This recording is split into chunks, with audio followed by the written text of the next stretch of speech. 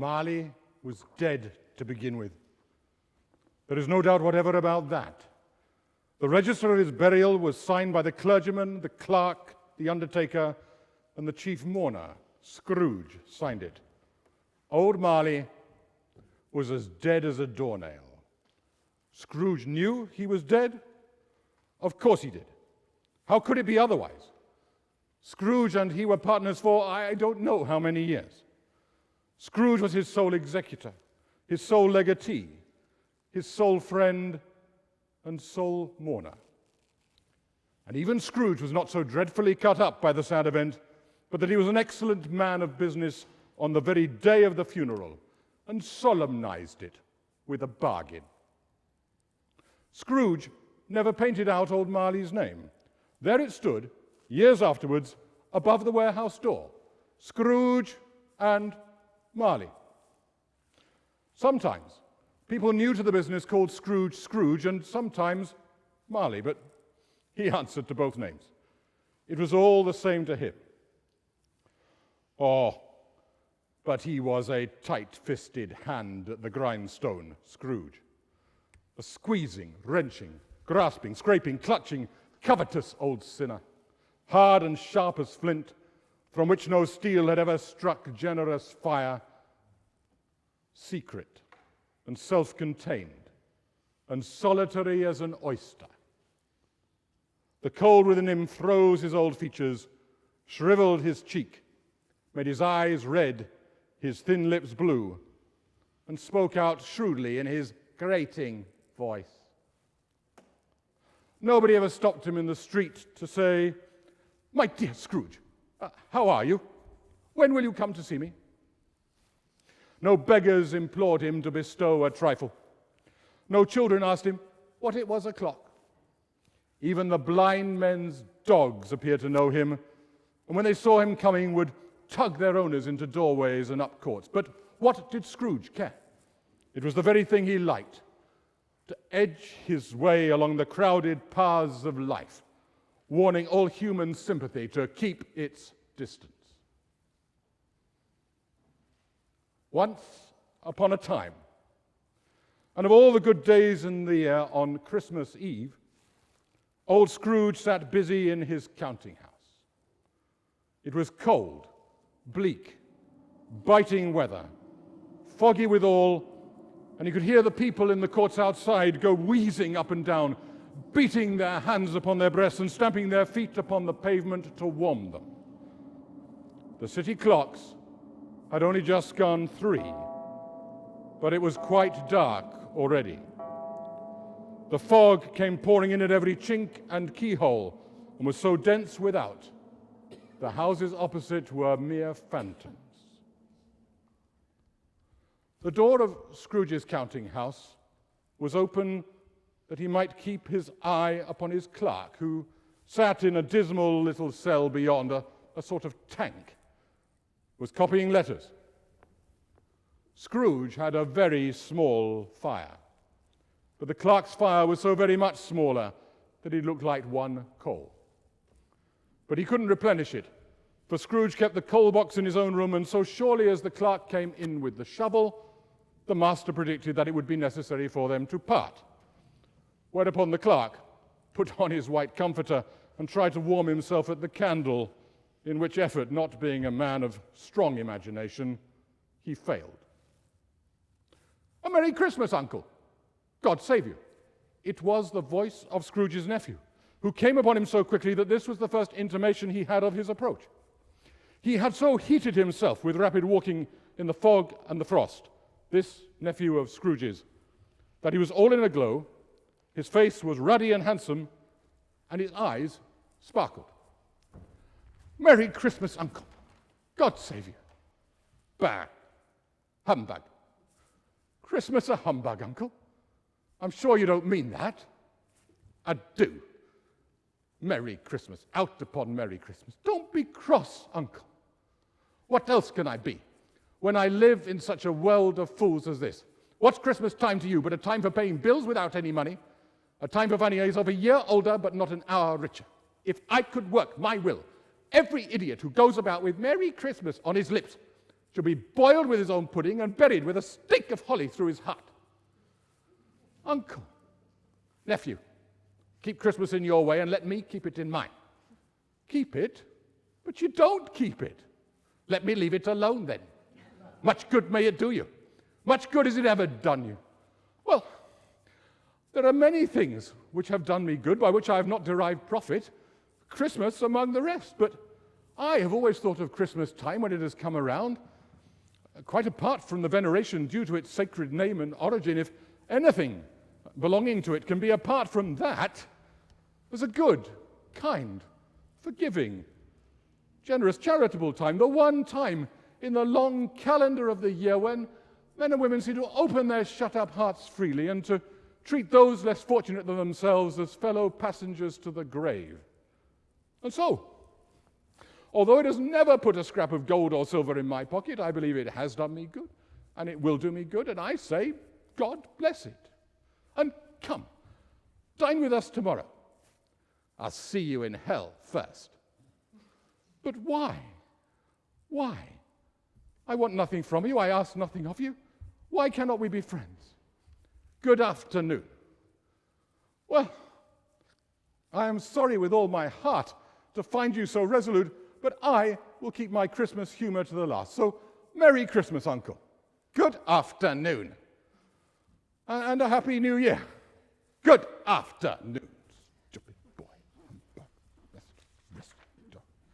His nephew left the room without an angry word, but stopped at the outer door to bestow the greetings of the season on the clerk, who, cold as he was warmer than Scrooge, for he returned them cordially.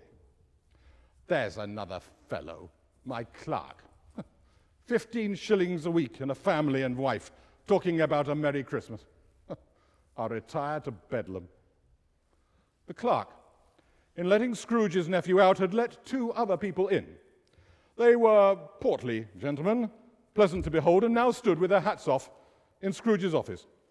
They had books and papers in their hands, and they bowed to him. Scrooge and Marley, I believe. Have we the pleasure of addressing Mr. Scrooge, or Mr. Marley? Mr. Marley has been dead these 7 years. He died 7 years ago this very night. Oh, well, we have no doubt his liberality is well represented by his surviving partner. At this festive season of the year, Mr. Scrooge, it is more than usually appropriate that we make some slight provision for the poor and destitute who suffer greatly at this time. Many thousands are in want of common and necessaries, sir. Hundreds of thousands in want of common comforts. Are there no prisons? Plenty of prisons. And the union workhouses, are they still in operation? They are, but I wish I could say they were not. And the treadmill and the poor law are in full vigor then? Both are very busy, sir. Oh, I'm very glad to hear it. From what you had said at first, I thought that something had occurred to stop them in their useful course. Under the impression that they scarcely furnish Christian cheer of mind or body to the multitude, Mr. Scrooge. A few of us are endeavoring to raise a fund to buy the poor some meat and drink and means of warmth this Christmas. It is a time above all others when want is keenly felt and abundance rejoices. What shall we put you down for? Nothing. You wish to be anonymous. I wish to be left alone. Since you asked me what I wish, gentlemen, that is my answer. I don't make merry myself at Christmas, and I can't afford to make idle people merry. I help to support the establishments I have mentioned. They cost enough. Those who are badly off must go there. But many can't go there, Mr. Scrooge, and many would rather die. If they would rather die, they had better do it and decrease the surplus population. The gentleman withdrew. Scrooge returned to his labors with an improved opinion of himself. And the fog and the darkness thickened. The cold became intense. In the main street, some laborers were repairing the gas pipes and had lighted a great fire in a brazier, round which a party of ragged men and boys were gathered, warming their hands and winking their eyes before the blaze in rapture. The brightness of the shops where holly sprigs and berries crackled in the lamp heat of the windows, made pale faces ruddy as they passed. Foggier yet, and colder. Piercing, searching, biting cold. The owner of one scant young nose, gnawed and mumbled by the hungry cold, as bones are gnawed by dogs, stooped down at Scrooge's keyhole to regale him with a carol. God bless you, merry gentlemen, let nothing you did. Bah! The singer fled in terror, leaving the keyhole to the fog and the even more congenial ice. At length, the hour of shutting up the counting-house arrived. With an ill will, Scrooge dismounted from his stool and tacitly admitted the fact to the expectant clerk in the tank, who instantly snuffed his candle out and put on his hat. You'll want all day tomorrow, I suppose? If quite convenient, sir. It's not convenient, and it's not fair. If I was to stop you half a crown for it, you'd consider yourself ill-used, I'll be bound. Yet you don't consider me ill-used when I pay a day's wages for no work. It's only once a year, sir. A poor excuse for picking a man's pocket every 25th of December. Still, I suppose you must have the whole day. Be here all the earlier next morning. Oh, yes, sir. Thank you, Mr. Scrooge. God bless you. Merry Christmas. Bah! Humbug. Buttoning his greatcoat up to his chin, Scrooge walked out.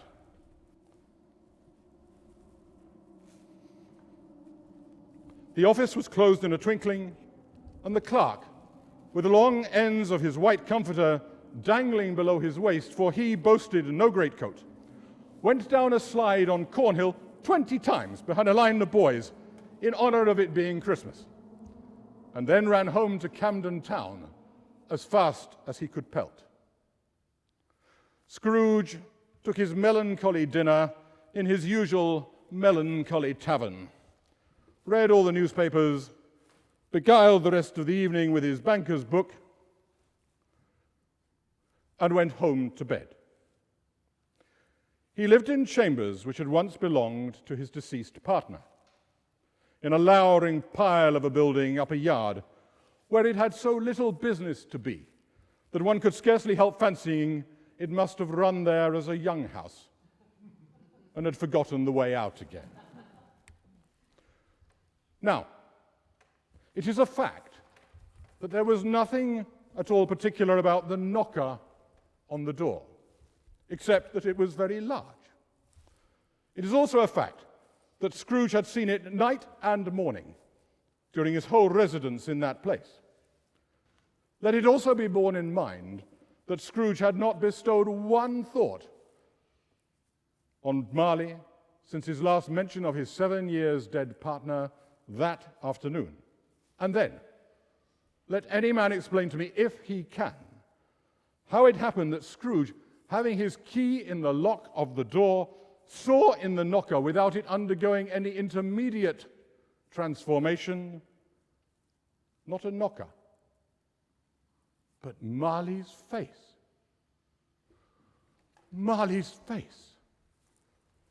It was not in shadow, but had a dismal light about it, not angry or ferocious, but looked as Marley used to look, with ghostly spectacles turned up on his forehead, and though the eyes were wide, they were quite motionless. As Scrooge looked fixedly at this phenomenon, it was a knocker again.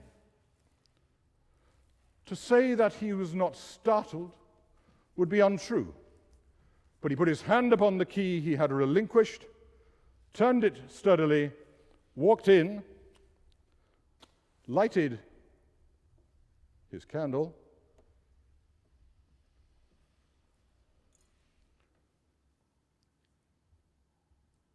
he did pause with a moment's irresolution before he shut the door, and he did look cautiously behind it first. But there was nothing on the back of the door. So he said, "Bah!" and closed it with a bang. The sound resounded through the house like thunder. Every room above and every cask in the wine merchant's cellar below appeared to have a separate peal of echoes of its own. Scrooge was not a man to be frightened by echoes. He fastened the door and walked across the hall and up the stairs, slowly too, trimming his candle as he went, for it was pretty dark. Up Scrooge went, not caring a button for that. Darkness is cheap, and Scrooge liked it. But he walked through his rooms to see all was right. Sitting room, bedroom, lumber room. Nobody in the closet. Nobody in his dressing gown, which was hanging up in a suspicious attitude. Quite satisfied, he closed his door and locked himself in. Thus secured against surprise, he took off his cravat, put on his dressing gown and nightcap.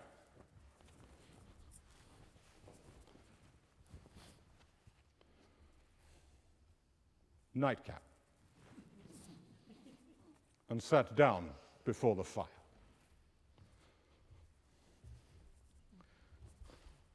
It was a very low fire indeed, nothing on such a bitter night. He was obliged to sit close and brood over it. The fireplace was an old Dutch one, and paved all round with quaint Dutch tiles. But if each smooth tile had been a blank at first, now there was a copy of old Marley's head on every one. Bah! Humbug!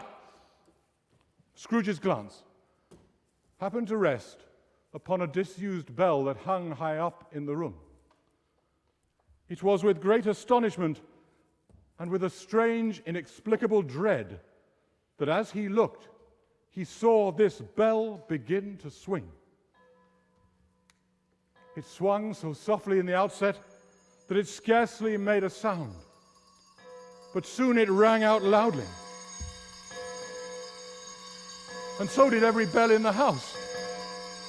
This might have lasted half a minute or a minute, but it seemed like an hour.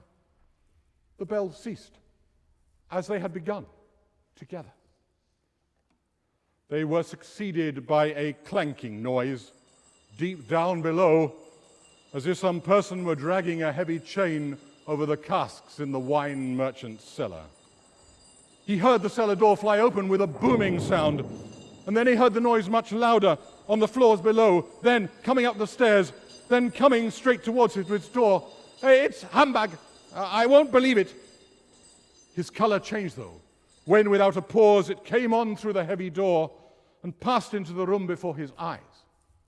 Upon its coming in, the dying flame leapt up as though it cried, "I know him! Marley's ghost!" Marley's ghost, the same face, the very same. Marley in his pigtail, usual waistcoat, tights and boots, the latter bristling like his pigtail, and his coat skirts, and the hair upon his head. The chain he drew was clasped about his middle. It was long and wound about him like a tail, and it was made of cash boxes, keys, padlocks, ledgers, deeds, and heavy purses wrought in steel. His body was transparent, so that Scrooge, looking through his waistcoat, could see the buttons on his coat behind. "How now? What do you want with me?" "Much." "Who are you?" "Ask me who I was." "Who were you then?" "In life, I was your partner, Jacob Marley. But you don't believe in me." "I don't." "Oh, oh!" "Dreadful apparition, why do you trouble me?" "Man of the worldly mind, Do you believe in me or not? I do. I must, but why do spirits walk the earth, and why do they come to me? It is required of every man that the spirit within him should walk abroad among his fellow men and travel far and wide. And if that spirit goes not forth in life, it is condemned to do so after death. Oh, woe is me! And witness what it cannot share on earth, but might have shared, and turn to happiness. But why are you fettered? I wear the chains I forged in life. I made it, link by link, and yard by yard. I girded it on of my own free will, and of my own free will I wore it. Is its pattern strange to you? Or would you know the weight and length of the strong coil you bear yourself? It was full as heavy and as long as this, 7 Christmas Eves ago. You have labored on it since. It is a ponderous chain. Jacob, old Jacob Marley, speak comfort to me, Jacob. I have none to give. It comes from other regions, Ebenezer Scrooge, and is conveyed by other ministers to other kinds of men. My spirit never walked beyond our counting house. Mark me, in life my spirit never roved beyond the narrow limits of our money-changing hole.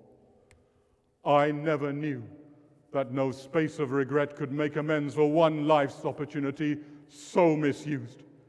Yet such was I. Oh, such was I. But you were always a good man of business, Jacob. Business? Mankind was my business. The common welfare was my business. Charity, mercy, forbearance, and benevolence were all my business.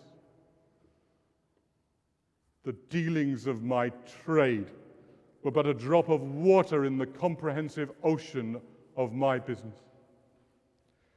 At this time of the rolling year I suffer most. Why did I walk through crowds of my fellow beings with my eyes cast down and never raise them once to that blessed star which led the wise men to a poor abode? Were there no poor homes to which its light would have conducted me? I have come here tonight to warn you that you have a chance and hope of escaping my fate, a chance and hope of my procuring Ebenezer. You will be haunted by 3 spirits. Without their visitation, you cannot hope to shun the path I tread. Expect the first tomorrow when the bell strikes 1. Expect the second on the next night at the same hour. The third upon the next, before the last stroke of 12 has ceased to vibrate. Couldn't I take them all at once, Jacob, and have it over with? Look to see me no more. And look that for your own sake, Ebenezer Scrooge, you remember what has passed between us. As these words were spoken, the spirit walked backwards, and for every step it took, the window raised itself a little. When the spectre reached it, it was wide open. It beckoned Scrooge to approach, which he did. When they were within 2 paces of each other, Marley's ghost held up his hand, warning him to come no nearer. Scrooge stopped. Not so much in obedience as in surprise and fear, for on the raising of the hand, he became sensible of confused noises in the air, incoherent sounds of lamentation and regret, wailings inexpressibly sorrowful and self-accusatory. The spectre, after listening for a moment, joined in the mournful dirge and floated out upon the bleak, dark night. Scrooge followed to the window, desperate in his curiosity. The air was filled with phantoms, wandering hither and thither, in restless haste and moaning as they went. Every one of them wore chains like Marley's ghost. Many had been personally known to Scrooge in their lives. He had been quite familiar with one old gentleman in a white waistcoat with a monstrous iron safe attached to its ankle, who cried piteously at being unable to help a woman with an infant whom it saw bestow upon a doorstep. The misery with them all was clearly that they sought to interfere for good in human matters and had lost the power forever. Whether these creatures faded into mist or mist enshrouded them, Scrooge could not tell. But they and their spirit voices faded together, and the night became as it had been when he walked home. Scrooge closed the window and examined the door by which the ghost had entered. It was double locked, as he had locked it with his own hands, and the bolts were undisturbed. And being, from the emotion he had undergone, or the fatigues of the day, or his glimpse of the invisible world, or the conversation of the ghost, or the lateness of the hour, much in need of repose, went straight to bed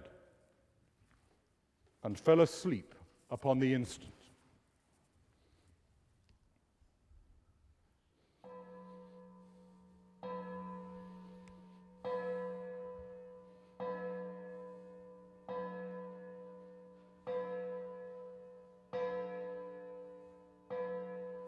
Nine, 10, 11, 12.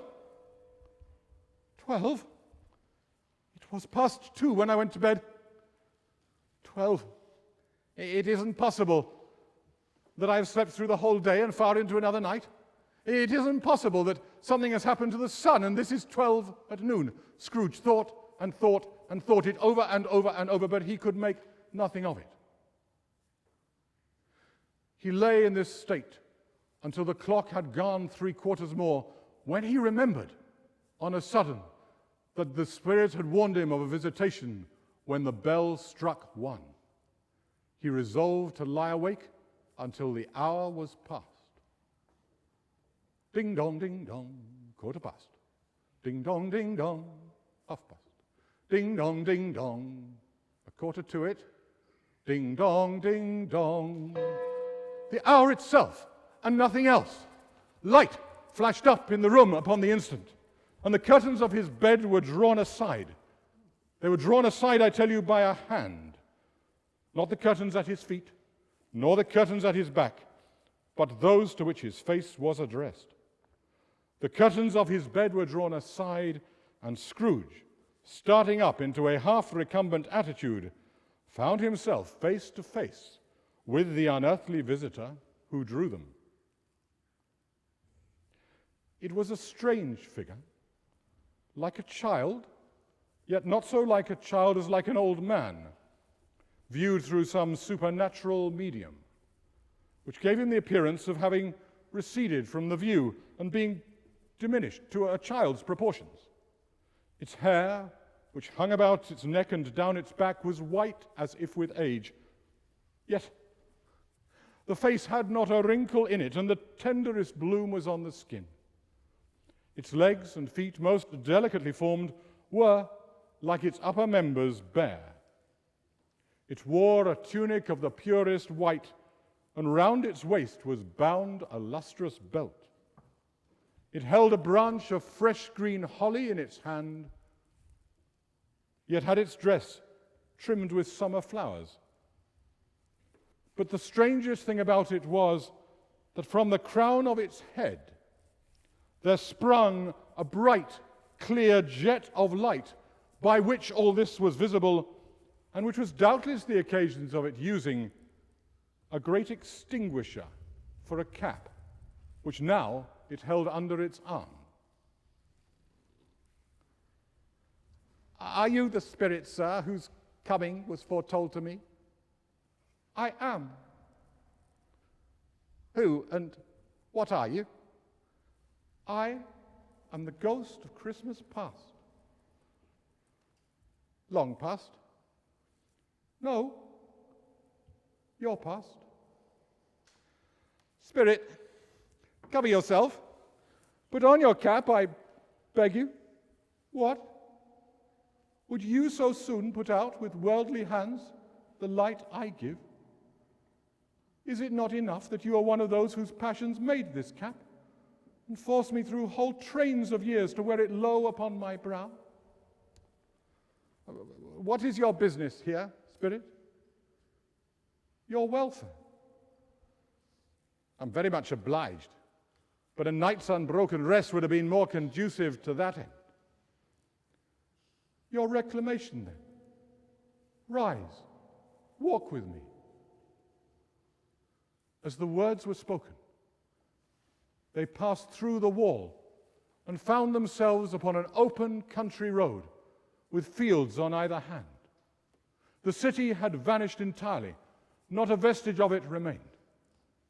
The darkness and the mist had vanished also, and it was a clear, cold winter's day, and snow lay on the ground. I remember this place. I was bred here. I was a boy here. You recollect the way? Remember it? I could walk it blindfold. Strange to have forgotten it for so many years. Let us go on.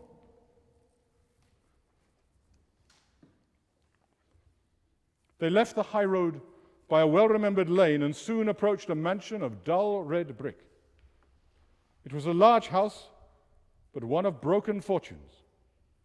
Entering the dreary hall and glancing through the open doors of many rooms, they found them poorly furnished, cold and vast. There was an earthy savor in the air, a chilly bareness in the place which associated itself somehow with too much getting up by candlelight and not too much to eat. They went, the ghost and Scrooge across the hall, to a door at the back of the house. It opened before them and disclosed a long, bare, melancholy room, made barer still by lines of plain deal forms and desks. At one of these, a boy was reading near a feeble fire, and Scrooge himself sat down upon a form and looked upon his poor forgotten self as he had used to be. I wish, but it's too late now. What is the matter? It's nothing, Spirit. There was a boy at my door last night singing a carol. I wish I'd given him something, that's all. The ghost smiled thoughtfully, saying as it did so, "Let us see another Christmas." Scrooge's former self grew larger at the words, and the room became a little darker and more dirty. The panels shrunk, the windows cracked, fragments of plaster fell out of the ceiling, and the naked laths were shown instead. But how all this was brought about, Scrooge knew no more than you do. He only knew that there he was, alone again, when all the other boys had gone home for the holidays. He was not reading now, but walking up and down despairingly. Scrooge suddenly glanced anxiously towards the door. It opened, and a little girl, much younger than the boy, came darting in. She threw her arms about his neck and kissed him again and again. "Dear, dear brother, I have come to bring you home, dear brother, to bring you home, home, home. Oh, home forever and ever, home for good and all. Oh, Father is so much kinder than he used to be that home's like heaven now. He spoke so gently to me one dear night as I was going to bed that I was not afraid to ask him once again if you might come home. And he said, yes, you should, and sent me in a coach to fetch you. And you are never to come back here anymore, but you are to be a man. But first, we're to be together all the Christmas long and have the merriest time in all the world." She dragged him in her childish eagerness towards the door, and he, nothing loath to go, accompanied her. Always a delicate creature, whom a breath might have withered, but she had a large heart. So she had. You're right. I'll not gainsay it, Spirit. God forbid. She died a woman and had, as I think, children. One child. True. Your nephew. Yes. At that moment, they left the school behind them. They were now in the busy thoroughfares of a city. It was made plain enough by the dressing of the shops that here too it was Christmas time again. But it was evening, and the streets were lighted up. The ghost stopped at a certain warehouse door and asked Scrooge if he knew it. Know it? I was apprenticed here. They went in. An old gentleman in a Welsh wig was seated behind such a high desk that had he been 2 inches taller, he must have knocked his head against the ceiling. Why, it's Fezziwig. It's old Fezziwig alive again. Old Fezziwig put down his pen, glanced up at the clock which pointed to the hour of 7, adjusted his capacious waistcoat, and called out, "Yo-ho, my boys! Ebenezer, Dick!" Scrooge's former self, now grown a young man, came briskly in, accompanied by his fellow apprentice. "Why," said Scrooge, "it's Dick Wilkins, to be sure." "Yo-ho, my boys! Christmas Eve tonight. No more work, Ebenezer. No more work, Dick. Christmas time. Let's have the shutters up before a man can say Jack Robinson. You would not believe how those two went at it. They charged out in the street with the shutters, 1, 2, 3, had them up in their places, 4, 5, 6, barred and pinned them, 7, 8, 9, and were back before you could have counted to 12, panting like a pair of racehorses.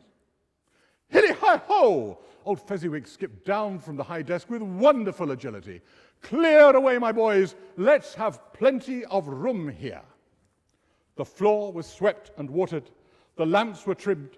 Fuel was heaped upon the fire, and the warehouse was as snug and warm and dry and bright a ballroom as you would desire to see upon a winter's night. In came a fiddler with a music book and went up to the lofty desk and made an orchestra of it and tuned like 50 stomachaches. In came Miss Fezziwig with one vast substantial smile. In came the 3 Miss Fezziwigs, beaming and lovable. In came the 6 young followers whose hearts they broke. In came all the young men and women employed in the business. In came the housemaid with her cousin the baker, and the cook with her brother's particular friend the milkman. In came the boy from over the way who was suspected of not having board enough from his master, trying to hide himself behind the girl from next door but one, who was proved to have had her ears pulled by her mistress. In they all came, one after another, some shyly, some boldly, some gracefully, some awkwardly, some pushing, some pulling. In they all came, anyhow and everyhow. There were dances, and there were forfeits, and there was cake, and there was negus, and there was more dances, and there was a great piece of cold roast, and a great piece of cold boiled, and there were mince pies and plenty of beer. But the great effect of the evening came after the roast and boiled, when old Fezziwig stood out to dance. The fiddler struck up Sir Roger de Coverley, and Mrs. Fezziwig, and Fezziwig. Top couple too, with a good stiff piece of work cut out for them, 3 or 4 and 20 pair of partners. But had there been twice as many, or 4 times as many, old Fezziwig would have been a match for them, and Mrs. Fezziwig. A positive light appeared to issue from Fezziwig's calves. They shone in every part of the dance like moons. When the clock struck 11, this domestic ball broke up. Mr. and Mrs. Fezziwig took their stations, one on either side of the door, and shaking hands with every person, individually as he or she went out, wished him or her a Merry Christmas. When everybody had retired but the 2 prentices, they did the same to them. Scrooge's former self turned down the lamps, and the cheerful voices died away, and Scrooge and the ghost again stood side by side in the open air.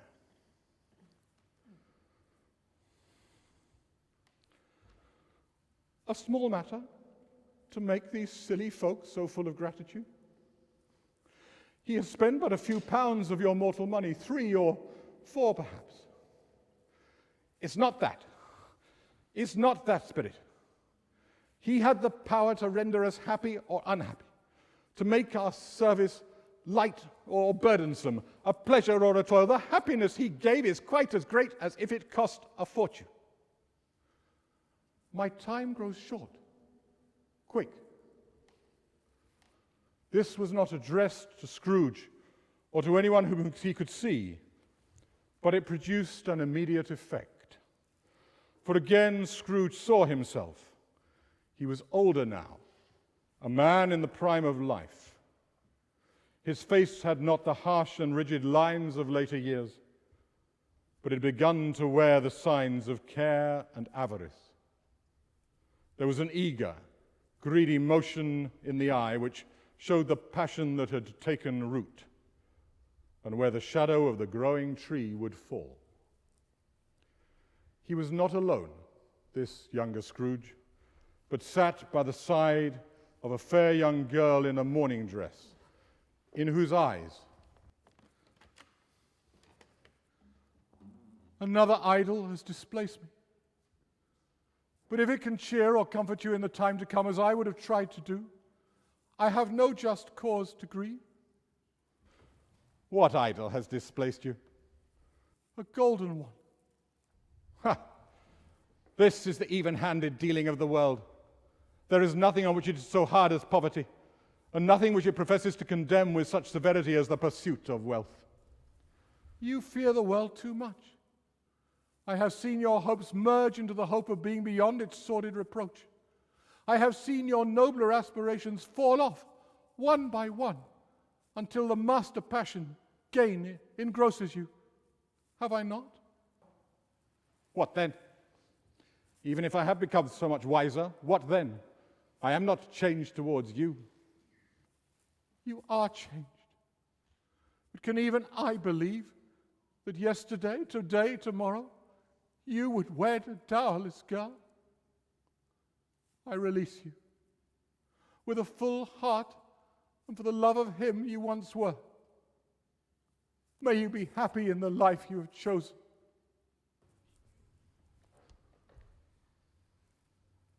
So she left him. Spirit, why do you delight to torture me? Why do you show me these things? I have told you that these are the shadows of the things that have been, that they are what they are. Do not blame me. Release me. I cannot bear it. Leave me. Take me home. Horn me no longer. Scrooge, observing that the Spirit's light was burning high and bright, and dimly connecting that with its influence over him, he seized the extinguisher, and by a sudden action, pressed it down upon its head. The Spirit dropped beneath it, so that the extinguisher covered its whole form. But though Scrooge pressed it down with all his force, he could not hide the light, which streamed from under it in an unbroken flood upon the ground. He was conscious of being exhausted and overcome by an irresistible drowsiness. And furthermore, of being in his own bedroom. He gave the cap a parting squeeze, in which his hand relaxed, and had barely time to reel to bed before he sank into a heavy sleep.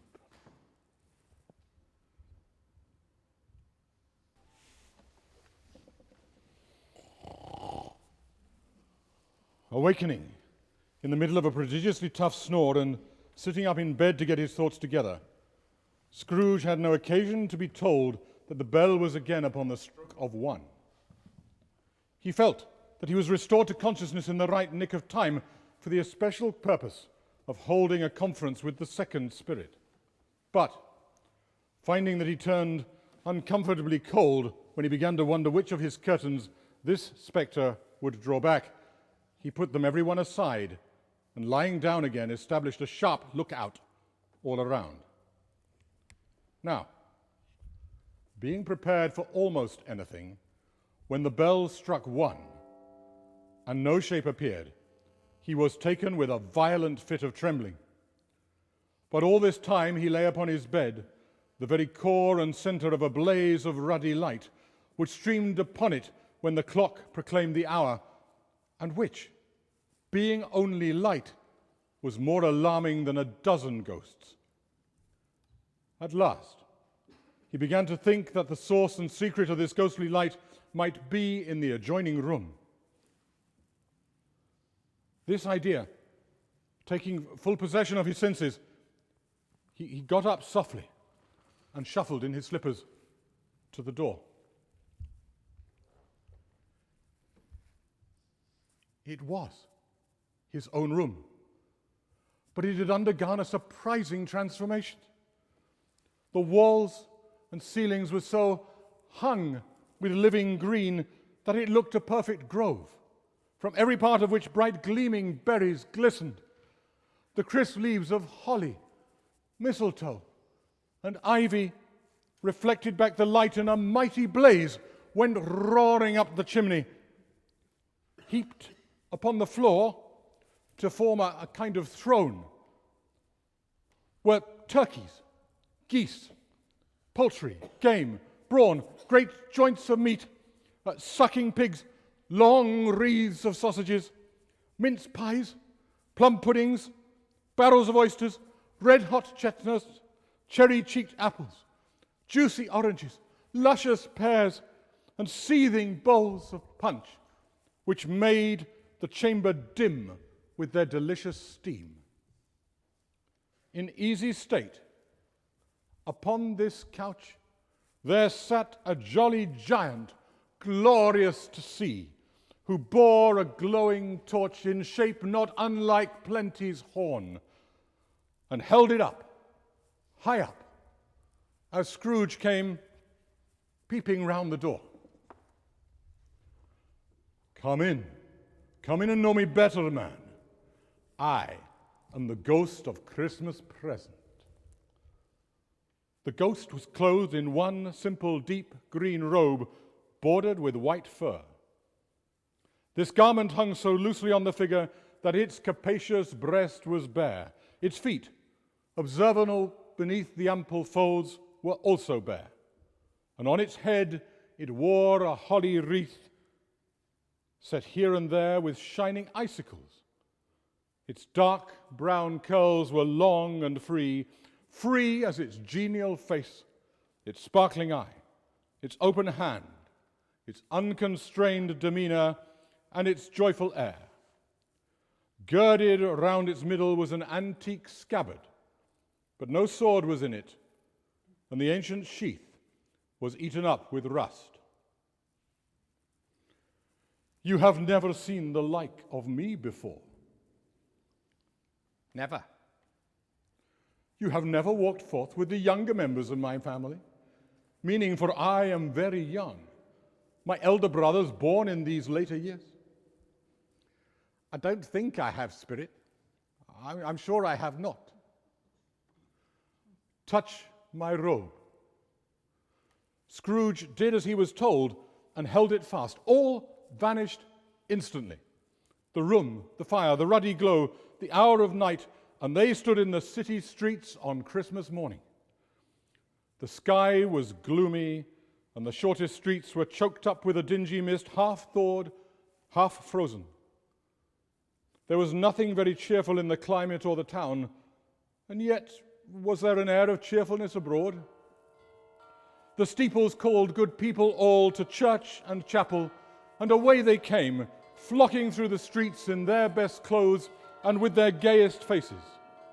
Scrooge and the ghost went on, invisible into the suburbs of the town, and straight to Scrooge's clerk's house. Mrs. Cratchit, Bob Cratchit's wife, dressed out but poorly in a twice-turned gown, but brave in ribbons, which are cheap, was laying the cloth, assisted by Belinda Cratchit, second of her daughters, also brave in ribbons, while Master Peter Cratchit plunged a fork into the saucepan of potatoes, getting the corners of his father's monstrous shirt collar into his mouth. And now, two smaller Cratchits, boy and girl, came tearing in, screaming that outside the baker's they smelt the goose and knew it for their own, and basking in luxurious thoughts of sage and onion. These young Cratchits danced about the table, while Master Peter Cratchit blew the fire until the slow potatoes, bubbling up, knocked out loudly at the saucepan lid to be let out and peeled. "What has ever got your precious father, then? And your brother Tiny Tim? And Martha weren't as late last Christmas Day by half an hour. Here's Martha now, Mother. Oh, Martha, there's such a goose. Why, bless my heart alive, my dear, how late you are. Still, never mind so long as you are come. Sit down by the fire, Lord love you, and have a warm. No, no, Martha, here's father coming. Hide, Martha, hide." So Martha hid herself, and in came little Bob, the father, with at least 3 feet of comforter hanging down before, and his threadbare clothes darned and brushed to look seasonable, and on his shoulder Tiny Tim.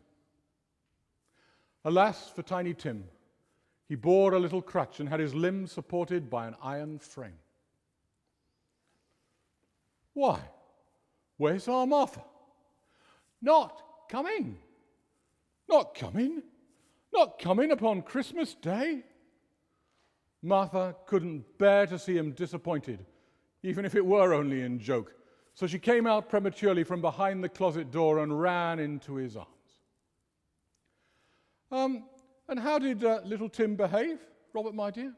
"Oh, as good as gold and better. Somehow he gets thoughtful sitting so much by himself, and he thinks the strangest things you ever heard. He told me, as we were coming home, as how he hoped the people in the church saw him because he was a cripple. But it might be pleasant for them to remember upon Christmas Day who it was made lame beggars walk and blind men see. He's growing strong and hearty." Tim's crutch was heard upon the floor, and back he came before another word was spoken. Escorted by his brother and sister to his stool before the fire, and Bob, turning up his cuffs, compounded some hot mixture in a jug with gin and lemons and put it on the hob to simmer. Master Peter and the two young Cratchits went to fetch the goose in high procession.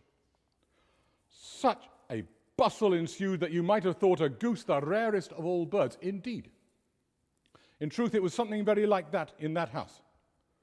Mrs. Cratchit made the gravy hissing hot, Miss Belinda sweetened up the apple pie, and Master Peter mashed the potatoes. Martha dusted the hot plates, and Bob took Tiny Tim beside him at a corner of the table. The two young Cratchits set chairs for everybody, and mounting guard upon their posts, crammed spoons into their mouths, lest they should shriek for goose before their time came to be served. And at last, the dishes were set on. For what we're about to receive, may the Lord make us truly thankful. Amen.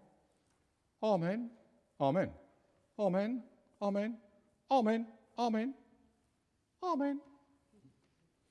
It was succeeded by a breathless pause as Mrs. Cratchit, looking slowly all along the carving knife, prepared to plunge it into the breast. But when she did, and when the long-expected gush of stuffing issued forth, one murmur of delight rose all around the board, and even Tiny Tim beat upon the table with the handle of his knife and cried, "Hurrah!" There never was such a goose. Bob said he didn't think there was ever such a goose cooked. Its tenderness and flavor, size and cheapness were the themes of universal admiration. Eked out by the apple sauce and mashed potatoes, it was a sufficient dinner for the whole family. Yet everyone had had enough, and the youngest Cratchits in particular were steeped in sage and onion to the eyebrows. But now, the plates being changed by Miss Belinda, Mrs. Cratchit left the room alone, too nervous to bear witnesses, to take the pudding up and bring it in. Suppose it should not be done enough.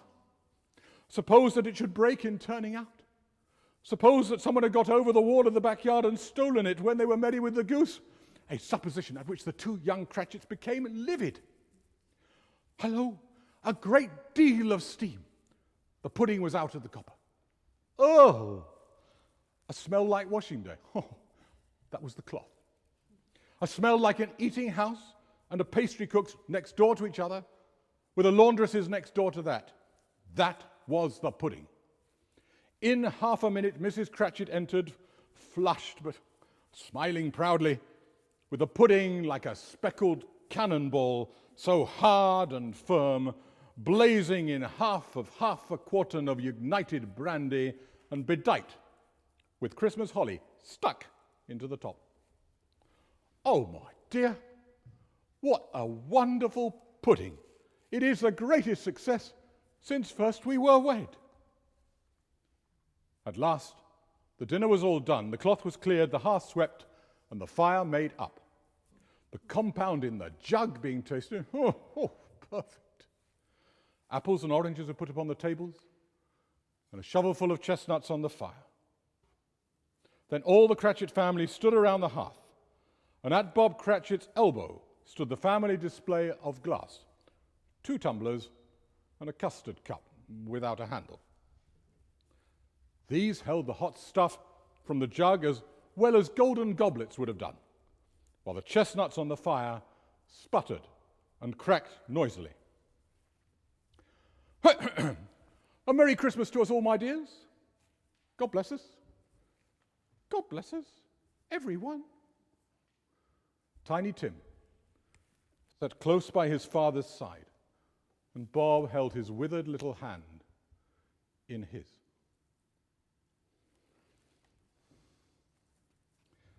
Spirit, said Scrooge, tell me if Tiny Tim will live. I see a vacant seat in the poor chimney corner, and a crutch without an owner, carefully preserved. If these shadows remain unaltered by the future, the child will die. None other of my race will find him here. What then? If he be like to die, he had better do it and decrease the surplus population. Scrooge hung his head to hear his own words quoted by the Spirit. O man, if man you be in heart, not adamant, forbear this wicked cant. Will you decide what men shall live and what men shall die? It may be that in the sight of heaven you are more worthless and less fit to live than millions like this poor man's child. Scrooge shrunk before the ghost's rebuke, but raised his head upon hearing, Mr. Scrooge, I'll give you Mr. Scrooge, the founder of the feast. Oh, the founder of the feast indeed. I wish I had him here, and I'd give him a piece of my mind to feast upon, and I hope he should have a good appetite for it. Oh, my dear, Christmas Day? It should be Christmas Day indeed, before I drink the health of such an odious, stingy, hard, unfeeling man as Mr. Scrooge. Oh, you know he is, Robert. Nobody knows it better than you. My dear, Christmas Day? Well, I'll drink his health for your sake in the days then, but not for his. Long life to him. Merry Christmas. Happy New Year. The children drank it after her, and Tiny Tim drank it last of all. It was the first of their proceedings which had no heartiness. Scrooge was the ogre of the family.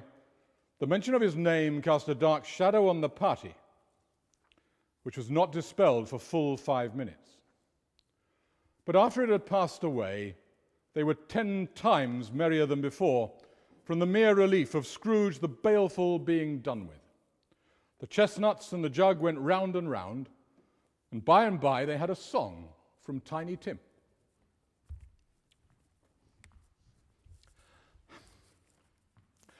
Underneath the gaslight's glitter stands a fragile little girl, heedless of the night winds bitter, while the snows around her swirl.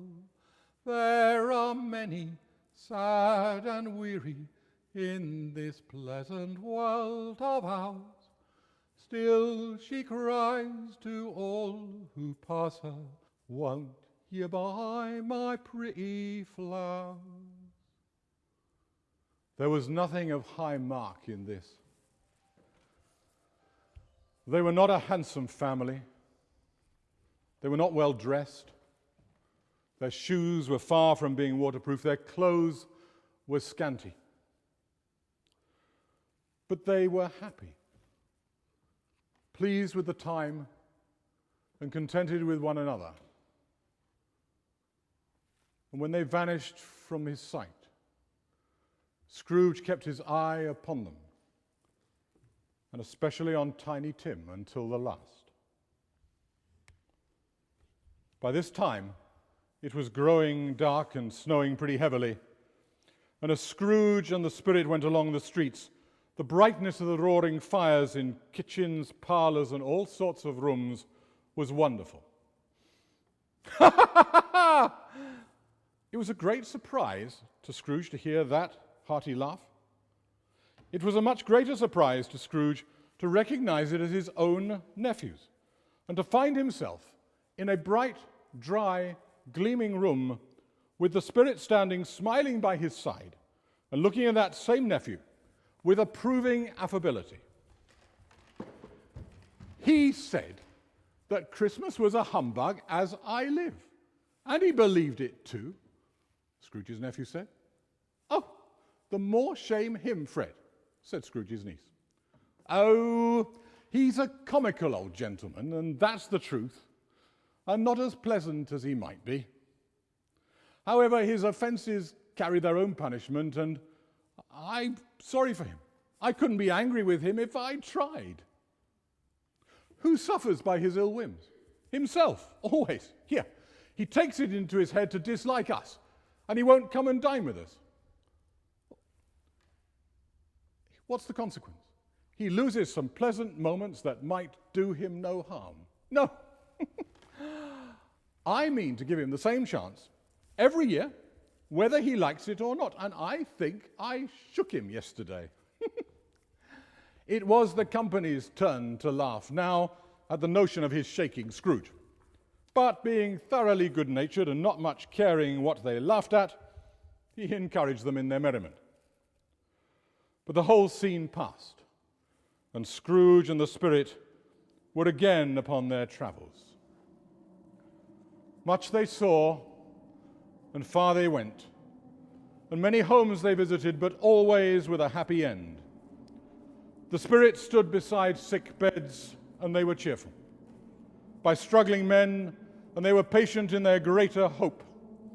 By poverty, and it was rich. In almshouse, hospital, and jail, in misery's every refuge, he left his blessing and taught Scrooge his precepts. It was a long night, if it were only a night, but Scrooge had his doubts of this, because the Christmas holidays appeared to be condensed into the space of time they passed together. It was strange, too, that the ghost grew older, clearly older. Scrooge had observed this change, but never spoke of it until they left a children's 12th night party, when, looking at the Spirit as they stood together, he noticed that its hair was grey. Are spirits' lives so short? My time upon this globe is very brief. It ends tonight at midnight. Hark, the hour is sounding. The clock was striking the 11:15 at that moment. Spirit, said Scrooge, forgive me if I'm not justified in what I ask, but I see something strange and not belonging to yourself protruding from your robe. Is it a foot or a claw? It might as well be a claw, for all the flesh there is upon it. Look. From the foldings of its robe, it brought two children, wretched, abject, frightful, hideous, miserable. They knelt down at its feet and clung upon the outside of its garment. O man, look here, look down here. They were a boy and a girl, yellow, meager, ragged, scowling, wolfish, yet prostrate too in their humility. Where graceful youth should have filled their features out, a stale and shriveled hand had pinched and twisted them and pulled them into shreds. Where angels should have sat enthroned, devils lurked and glared out menacing. Scrooge started back, appalled. Spirit, are they yours? They are man's. Beware them both and all of their degree. But most of all, beware this boy, for on his brow I see that written which is doom, unless the writing be erased. This boy is ignorance, this girl is want. Deny it, slander those that tell it ye, and bide the end. The clock struck 12.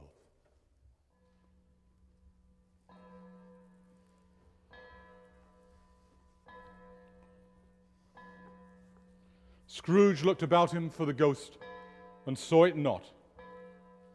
As the last stroke ceased to vibrate, he remembered the prediction of old Jacob Marley, and lifting up his eyes, beheld a solemn phantom, draped and hooded, coming like a mist along the ground towards him. Slowly, gravely, silently. The very air through which this spirit moved seemed to scatter gloom and mystery.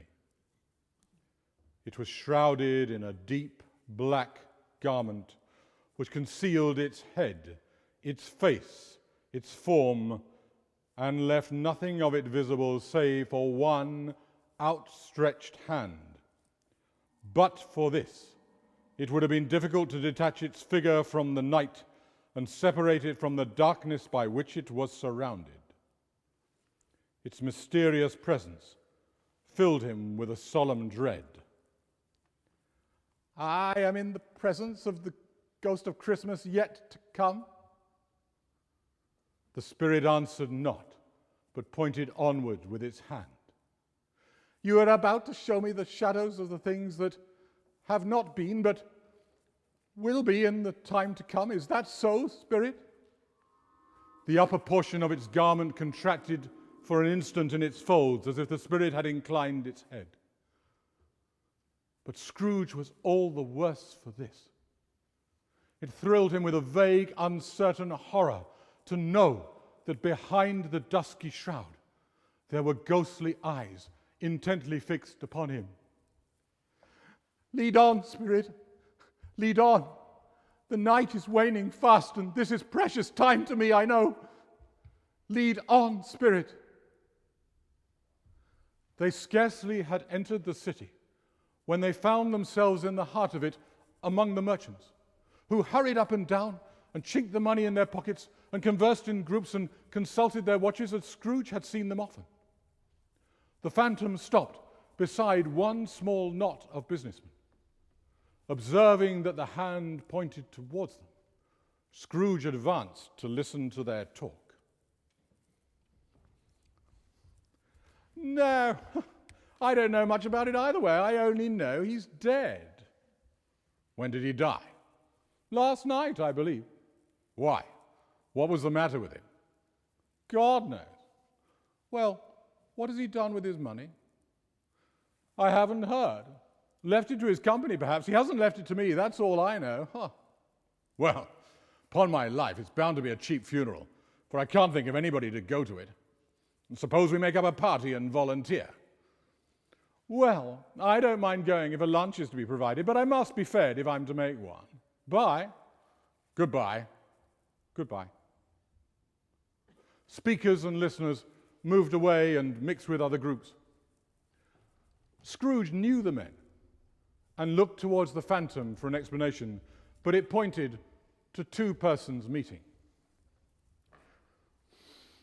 How do you do? How do you do? Well, old Scratch has got his own at last, eh? So I heard. Cold, isn't it? Ah, seasonable for Christmas. Good morning. Good morning. Not another word. That was their meeting, their conversation, and their parting. Scrooge was at first inclined to be surprised that the spirit should attach importance to conversations apparently so trivial. He looked about in that very place for his own image, but another man stood in his accustomed place, and he saw no likeness of himself among the multitudes that poured in through the porch. But now they left the busy scene and went into an obscure part of the town. The ways were foul and narrow, the shops and houses wretched, the people half naked, drunken, slipshod, ugly, and the whole quarter reeked with crime, with filth and misery. Here there was a low-browed beetling shop under a penthouse roof, where iron, old rags, bottles and bones were bought. Sitting in among the wares he dealt in was a grey-haired rascal nearly 70 years of age, who smoked his pipe in all the luxury of calm retirement. Scrooge and the phantom came in just as a woman with a heavy bundle slunk into the shop.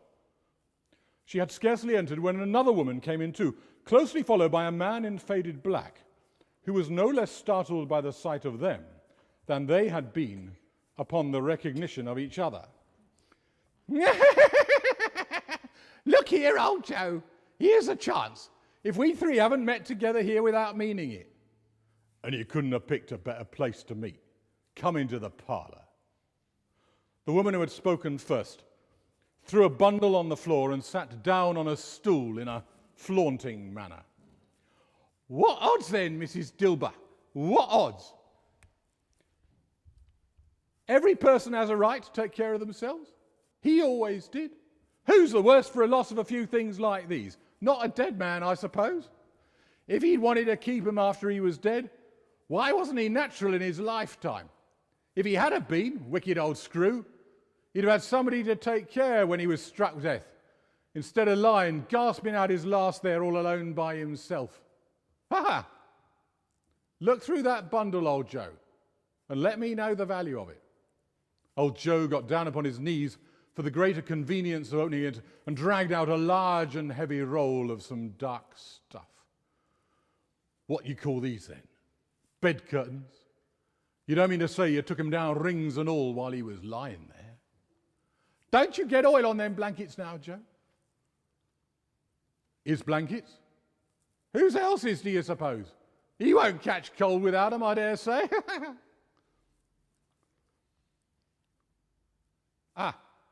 You can look through that shirt till your eyes ache, but you won't find an hole in it, nor a threadbare place. It was the best one he had, and a fine one too. They'd have wasted it if it hadn't been for me. What you call wasting of it? Putting it on him to be buried in. Somebody was fool enough to do it, so I took it off again. Scrooge listened in horror. As they sat grouped about their spoil in the scanty light of the old man's lamp, he viewed them with a detestation and disgust which could not have been greater had they been obscene demons marketing the corpse itself. The scene changed, and now he almost touched a bed, a bare, uncurtained bed on which, beneath a ragged sheet, there lay something covered up, which, though it was dumb, announced itself in awful language. The room was very dark, too dark to be observed with any accuracy, though Scrooge glanced round, anxious to know what kind of room it was. A pale light fell straight upon the bed, and on it, plundered and bereft, unwatched, unwept, uncared for, was the body of a man. Scrooge glanced towards the phantom. Its steady hand was pointed at the head. The cover was so carelessly adjusted that the slightest raising of it, the motion of a finger upon Scrooge's part, would have disclosed the face. He lay in the dark, empty house. A cat was tearing at the door, and there was a sound of gnawing rats beneath the hearthstone. What they wanted in the room of death, and why they were so restless and disturbed, Scrooge did not dare to think. Spirit, I understand you, and I would do it if I could, but I have not the power, Spirit. I have not the power. Again it seemed to look upon him. But Spirit, I beg you, if there is any person in the town who feels emotion caused by this man's death, show that person to me, Spirit. I beseech you. The phantom spread its wing before him, and withdrawing revealed a room by daylight, where a mother and her children were. She was expecting someone, and with anxious eagerness. At length, the long-expected knock was heard. She hurried to the door and met her husband, a man whose face was careworn and depressed, though he was young. There was a remarkable expression in it now, a kind of serious delight of which he felt ashamed and which he struggled to repress. Is it good or bad? It's bad. And we are quite ruined. No, there's hope yet, Caroline. If he relents, there is. Nothing is past hope if such a miracle has occurred. He's past relenting. He's dead. Oh, to whom will our debt be transferred? I don't know. But before that time comes, we shall be ready with the money. We may sleep with light hearts tonight, Caroline. Yes. Soften it as they would, their hearts were lighter. The children's faces, hushed and clustered round to hear what they so little understood, were brighter. And it was a happier house for that man's death. The only emotion that the ghost could show him caused by the event was one of pleasure. Spirit, let me see some tenderness connected with the death, or else that dark chamber which we left just now will be forever present to me. The ghost conducted him through several streets, and they entered poor Bob Cratchit's house and found the mother and the children seated round the fire. Quiet, very quiet. The noisy little Cratchits were as still as statues in one corner and sat looking up at Peter, who had a book before him. The mother and her daughters were engaged in sewing, but surely they were quiet. The mother laid her work upon the table. Colour hurts my eyes. It makes them weak by candlelight. And I wouldn't show weak eyes to your father when he comes home for all the world. It must be near his time, but I fancy he has walked a little slower these few last evenings. I have known him walk with Tiny Tim upon his shoulder, very fast indeed, but he was light to carry, and your father loved him so, and it was no trouble, no trouble.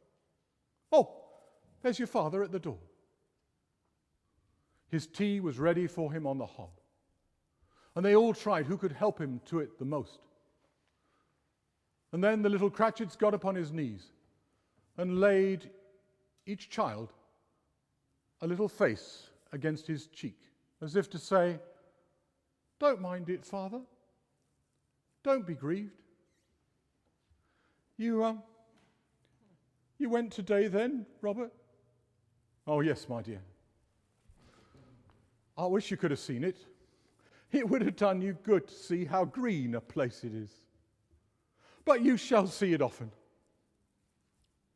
I promised him I would walk there on a Sunday." My little child. My little child. He couldn't help it. If he could have helped it, he and his child would have been further apart than perhaps they were. He left the room and went upstairs into the room above, which was lighted cheerfully and hung with Christmas. There was a chair set close beside the body of the child.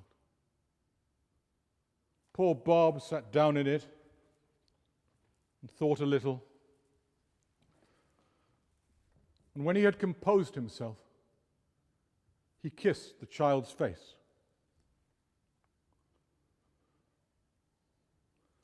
He was reconciled to what had occurred and went down again.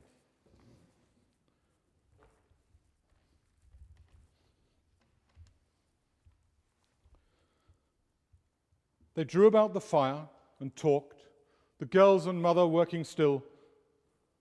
Bob told them of the extraordinary kindness of Mr. Scrooge's nephew, whom he had scarcely seen but that once, and who, meeting him in the street that day and seeing that he looked a little, well, just a little down, you know, inquired what had happened to distress him. On which, for he is the pleasantest spoken gentleman you ever heard, I told him, "I am heartily sorry for it, Mr. Cratchit," he replied, "and heartily sorry for your good wife. My dear, it really seemed as if he'd known our Tiny Tim and felt for us.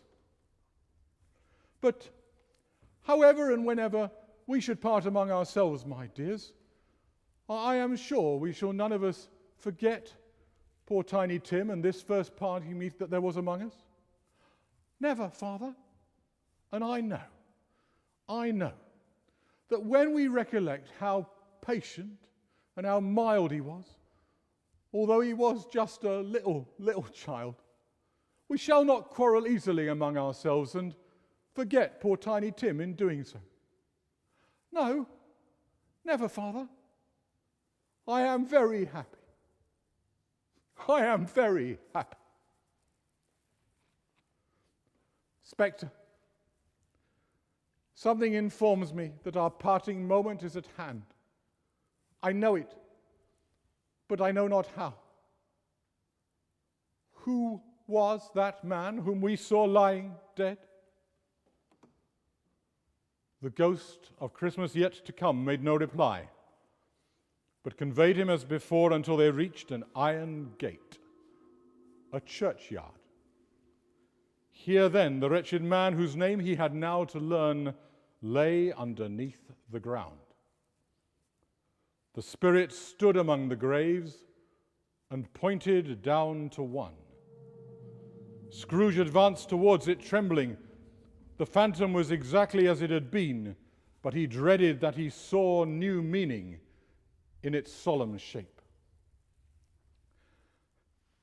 Before I draw nearer to that stone to which you point, answer me one question. Are these the shadows of things that will be? Or are they shadows of things that may be only? Still the ghost pointed downward to the grave by which it stood. Men's courses will foreshadow certain ends to which, if persevered in, they must lead. But if the courses be departed from, the ends will change. Or say it is thus with what you show me. The ghost was immovable as ever, and Scrooge crept towards it, trembling as he went, and following the finger, read upon the stone of that neglected grave his own name, Ebenezer Scrooge. Am I that man that lay upon the bed?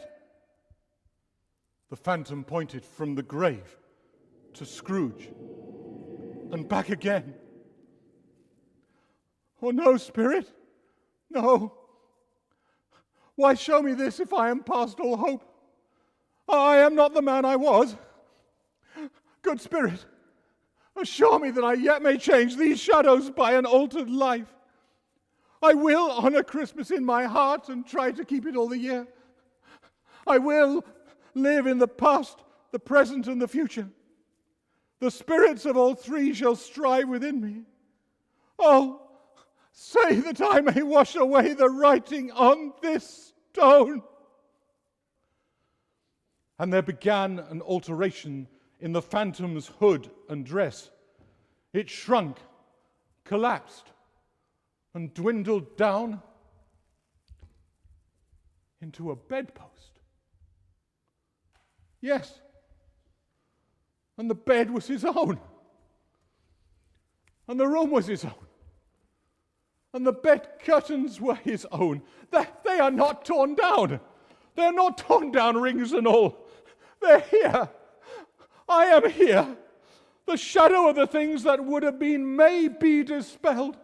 They will be. I know they will.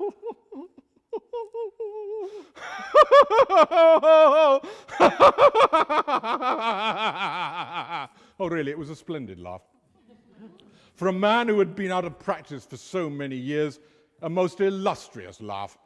The father of a long line of brilliant laughs. I don't know what day it is. I don't know what day of the month it is. I don't know how long I've been among the spirits. I don't know anything. He was checked in his transports by the churches, ringing out the lustiest peals he had ever heard. Running to the window, he opened it and put out his head. No fog, no mist, clear, bright, jovial, stirring cold, cold piping for the blood to dance on, golden sunlight, heavenly sky, sweet fresh air, merry bells. Oh, glorious, glorious. Scrooge called downward to a boy in Sunday clothes. What's today? Hey? Returned the boy. What's today, my fine fellow? Why? Christmas Day. It is Christmas Day. I haven't missed it. The spirits did it all in one night. Of course they did. They can do anything they like. Of course they can. Hello, my fine fellow. Hello. Do you know the poulterers in the next street but one at the corner? I should hope I did. Oh, what an intelligent boy. What a remarkable boy. Do you know whether they've sold the prize turkey that was hanging up in the window? What? The one as big as me? Oh, what a delightful boy. It is a pleasure to talk to him. Yes, my boy. Oh, it's hanging up there now. Is it? Go and buy it. And have them bring it to me that I may give them the direction where to take it. If you come back with a man, I'll give you a shilling. If you come back with him in less than 5 minutes, I'll give you half a crown. The boy was off like a shot. I'll send it to Bob Cratchit. He shall know who sends it. Scrooge went downstairs to open the street door ready for the coming of the poulterer's man. As he stood there waiting, his eyes fell upon the knocker. Oh, I shall love it as long as I live. I scarcely ever looked at it before. What an honest expression it has in its face. It is a wonderful knocker. Oh, here's the turkey. Hello. Welcome, a Merry Christmas to you. It was a turkey. It never could have stood upon his legs, that bird. He must have snapped them off short in a minute, like sticks of sealing wax. Why, said Scrooge, it's impossible for you to carry that to Camden Town. You must have a cab. The chuckle with which he said this, and the chuckle with which he paid for the cab, and the chuckle with which he recompensed the boy, were only to be exceeded by the chuckle with which he sat down breathless in his chair again and chuckled till he cried. At length, he dressed himself all in his best and got out into the streets. The people were by this time pouring forth, as he had seen them with the Ghost of Christmas Present. And walking with his hands behind him, Scrooge regarded every one with a delighted smile. He looked so irresistibly pleasant that 3 or 4 good-humoured fellows said, "Good morning, sir. A Merry Christmas to you." And Scrooge said, often afterwards, that of all the blithe sounds he had ever heard, those were the blithest in his ears. He had not gone far when, coming on towards him, he beheld the portly gentleman who had walked into his counting-house the day before. It sent a pang across his heart to think how this old gentleman would look upon him when they met. But he knew what path lay straight before him, and he took it. "My dear sir," Scrooge took the old gentleman by both hands, "how do you do? I do hope you succeeded yesterday. It was very good of you. And a Merry Christmas to you, sir." "Mr. Scrooge? Oh, bless my soul. Yes, that is indeed my name, and I fear it may not be pleasant to you. Allow me to ask your pardon, sir.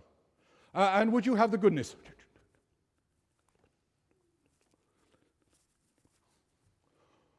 "Oh, my dear sir, are you serious?" "Oh, if you please. Not a farthing less. A great many back payments are included in it, I assure you." "Oh, my dear Mr. Scrooge, such munificent..." "Please, don't say another word. Come and see me tomorrow. Will you come and see me tomorrow?" "I will." "Thank you. Thank you 50 times. A Merry Christmas to you. Bless you."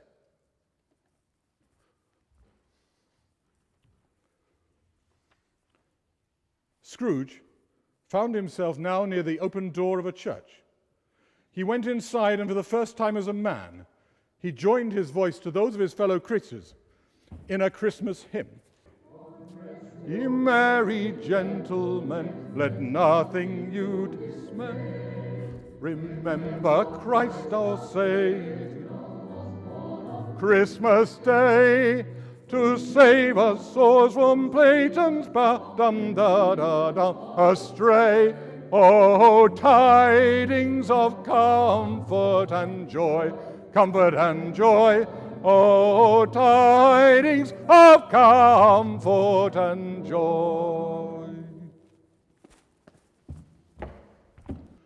Afterwards, he walked about the streets and watched people hurrying to and fro, and patted children on the head, and questioned beggars, looked down into the kitchens of houses and up to the windows, and found that everything could yield him pleasure.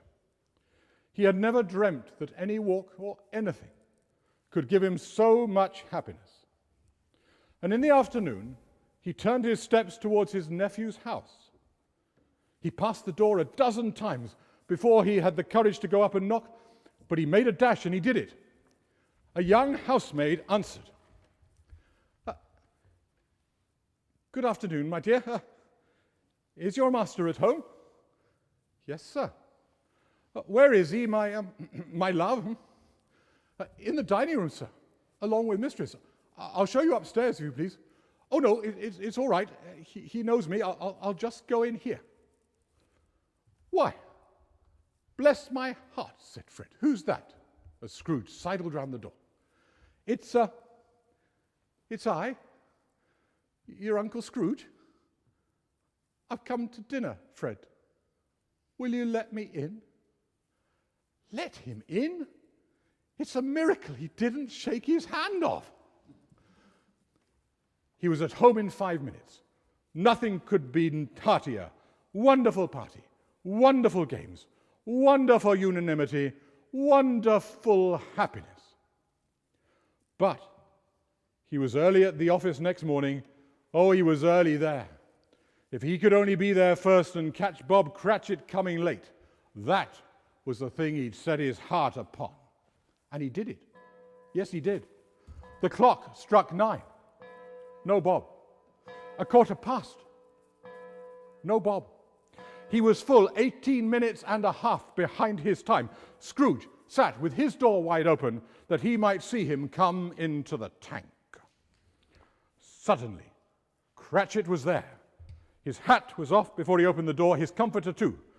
He was on his stool in a jiffy, driving away with his pen as if he were trying to overtake 9 o'clock. "Hello," said Scrooge. "And what do you mean by coming here at this time of day?" I am very sorry, sir. I am rather behind my time." "You are? Oh, yes, I think you are. Step this way, if you please." "It shall not be repeated, sir. I was making rather merry yesterday." "Now look here. I am not going to put up with this sort of thing any longer. And therefore," and Scrooge gave Bob such a dig in the waistcoat that he staggered backwards into the tank. "And therefore, I am about to raise your salary." Bob began to tremble and got a little closer to the ruler. He had the momentary idea of knocking Scrooge down with it and holding him and calling to the people in the court for help and a straitjacket. "A Merry Christmas, Bob! A merrier Christmas, Bob Cratchit, than I have ever given you. I shall raise your salary and endeavour to assist your struggling family, and we will discuss your affairs this very afternoon over a Christmas bowl of smoking bishop. But go and buy another coal scuttle, and before you dot another I." Scrooge was as good as his word. He did it all and infinitely more. And to Tiny Tim, who did not die, he became a second father. He became as good a master and as good a friend and as good a man as any man in the good old city or in any other good old city, town, or borough in the good old world. Some people laughed to see the alteration in him, but he little heeded them and let them laugh, for he was wise enough to know that nothing ever happens for good upon this globe, but that some people will have their fill of laughs at the outset. And knowing that such as these would be blind anyway, he thought it quite as well that they should wrinkle up their eyes in grins as have the malady in less attractive forms. His own heart laughed, and that was enough for him. It was always said of Scrooge that he knew how to keep Christmas well if any man alive possessed the knowledge. May that be truly said of us and all of us. Oh, and as Tiny Tim observed, God bless us, everyone.